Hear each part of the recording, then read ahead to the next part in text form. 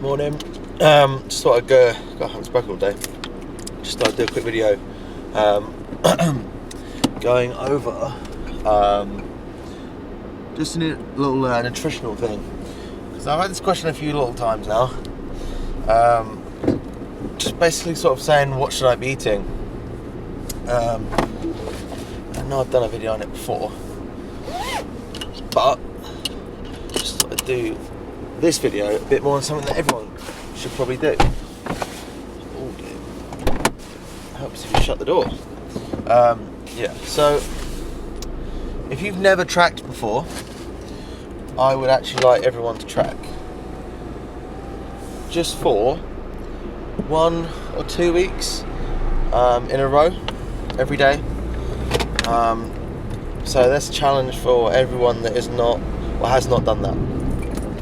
So I want everyone to track their food for 2 weeks using something like MyMacros Plus or MyFitnessPal. MyFitnessPal is my preferred choice. I have worked with Avatar Nutrition for the macro thing, which was okay, but it's nothing special. It really is not. And I don't think it's worth it, to be quite honest. And there's a few reasons for that. My missus is a qualified nutritionist. She's just done a master's in it, and she's sort of in the lab looking at how things respond for athletes and all this other stuff, and is off to help some of the best rugby players in the world soon. But well, the best rugby players in the world. That's another story. Anyway, so talking to her, it's great to have a sort of insight into things, because she knows her stuff. And I think with Avatar Nutrition it was great, and at the end of the day, calories are the most important thing, right? But I think paying for the service, you're not, because it's such a little amount of money, and probably not going to do it because it's only like £7 or something like that, and everyone knows what they should really be doing, but it's not really enough money, and you don't get any feedback from anyone. So I know it's only £7, but I personally wouldn't do it if that was something you're kind of interested in, because £7 is great, but because it's cheap. But at the same time, you have to realise that has a negative connotation in the sense that it's only £7. My train ticket costs more, so you think, well, fuck it, I'm gonna have some Ben & Jerry's, I'm gonna have some extra, because the money isn't a thing for what should be most people. That sort of £7, and there's just no real feedback. It's just an automated thing, which isn't really what you sort of want if you're going to take it very seriously. Anyway, so if you've never tracked before, I would like everyone to track for 2 weeks. You don't have to tell me, you don't have to do anything. And when I say track, what I mean by that is eat the exact same as you would, just track it. And I told a guy I know to do this, and I said, eat exactly the same, but track your food. Exactly the same, track your food. And it was great because he did it, and it was funny because he was eating.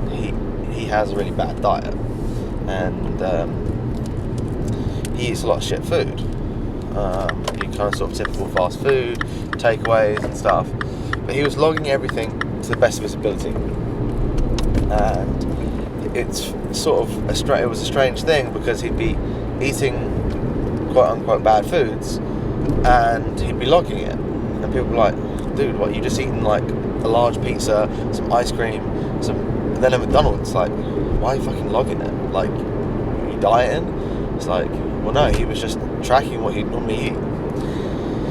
But in that, it was kind of interesting actually, because though he had a bad diet, it was very interesting because he ate so little most of the time, and then binged. So another guy I work with, I actually mentioned it to him, and it was based off of me just guessing really. has quite a busy job, 10, 12-hour days, right? And then he eats as much as he can after the gym, but on the weekend it feels like he really smashes the food in, and he can have a problem with recovery. And then I told him to get up his body weight a little bit, because I believe that forcing him to get his body weight up a little bit, a few kilos, will force him to eat more food more regularly on a consistent basis and help his recovery. So it's thing about tracking, which is really good. You know, again, do you want to do it every day for the rest of your life? Probably not, actually. But a couple of weeks, you're going to start to realise what you're eating. You're going to start to think more consciously about the macronutrient breakdown, the protein, carbs and fat in each meal. You're going to eye up meals better. If you do it for obviously a couple of weeks, you won't, it's not going to be as great as you do it for months. However, you'll become much better eyeing up plates of food, knowing roughly how much protein you're going to get in that, roughly how much carbs, or just calories. But you can sort of look at things like, right, chicken sandwich, 25 grams protein maybe, like I'm going to need a shake after that, depending on who you are, obviously. It's going to be 450 calories or 560, it's 550 calories, let's call it. So, you can make decisions based on that, because knowledge is, really, really important. So I suggest everyone that hasn't done it, track for 2 weeks, just to become more mindful of your eating habits. You could even split it up and set your meals, so you've got your breakfast, lunch, dinner, snacks, and actually log it like that. Rather than log it all in your breakfast, like I see some people doing, actually log it. What did you have for breakfast? What did you have for lunch? What did you have for dinner? And what were your snacks, right? And you can even create it on the settings to have 1 to 6 or 7 meals, I believe. And I'd actually like you to use that function. Again, don't send this to me, this is for yourself.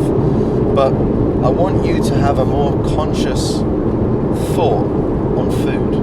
What are you having for the first meal of the day? How many calories are you having? Because meal timing is quite important. It's not the most important. Calories are the most important. Calories are most important. Then it's macronutrients. Are you getting enough protein? And then sort of the split from that, food quality choices, and it goes down the ladder. Okay, and nutrient timing and all that stuff is quite low down there. But at the same time, you don't want to be eating 1 meal a day or 2 meals a day. I'm not saying eat 6 meals a day. But anywhere between 3 and 4 is probably fine. Like if you're a bit bigger, maybe you need to eat 5 times a day. But just purely because it'll be easier on the digestive system to have littler meals rather than having these big heavy meals. Anyway, but you may notice that you have 75% of your calories after the hours of work. Now, is that optimal? Probably not. If you're having 20% of your entire day worth of calories before you go to the gym, well, how much energy are you really going to have in the gym if you've only had 20% before the gym? So you've got to be a bit more conscious of it, and I want everyone to do this that hasn't done it. I want everyone to do this. Track for 2 weeks and just be conscious of it. Be conscious of it and just do the same. Do the same as you always do. Do not change anything. Just track for a couple of weeks, and then after the 2 weeks, what you can do is you can take an average of the calories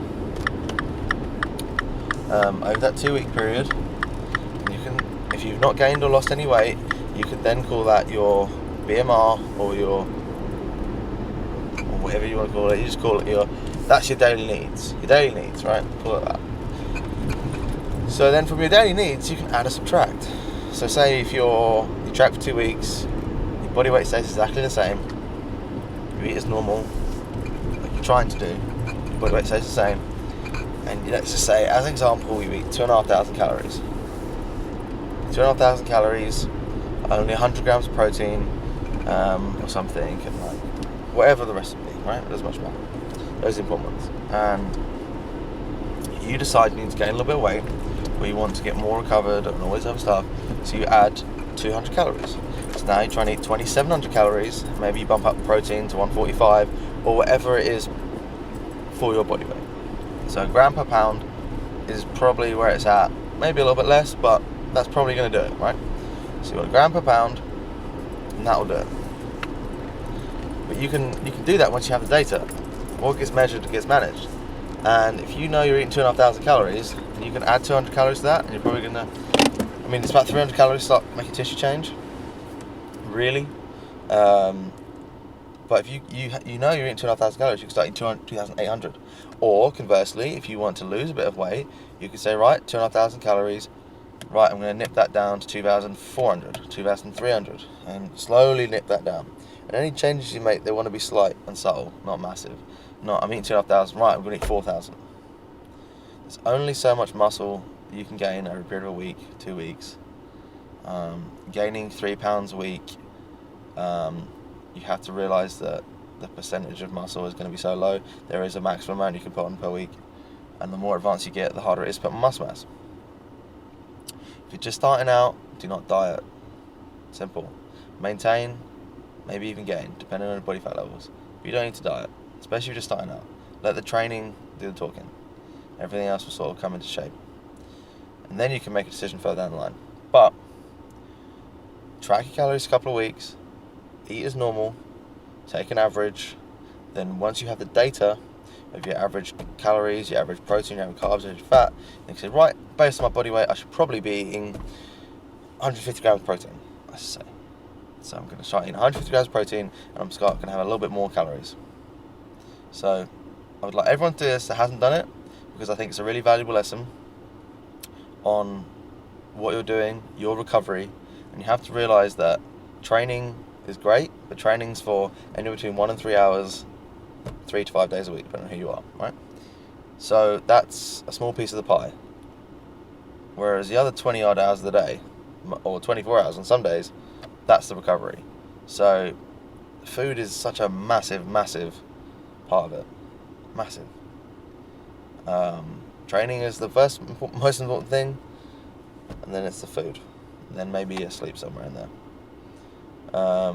So I would like everyone to do that, and I want everyone that hasn't done it, especially if you've done it, you're going to know a little bit about it. But if you've never done it, I really want you to track 2 weeks. That's the challenge. Eat as normal. Don't change anything. Just track it. MyFitnessPal. Do your best to track it. Take an average. There's loads of guides on the internet of how to track your food. But yeah, don't buy anything. Don't bother paying a subscription service just yet or anything. Just don't do that. Just literally track it yourself. 2 weeks, get some data, and then with the data you can make a decision. If you want to ask me some questions about it, that's totally cool.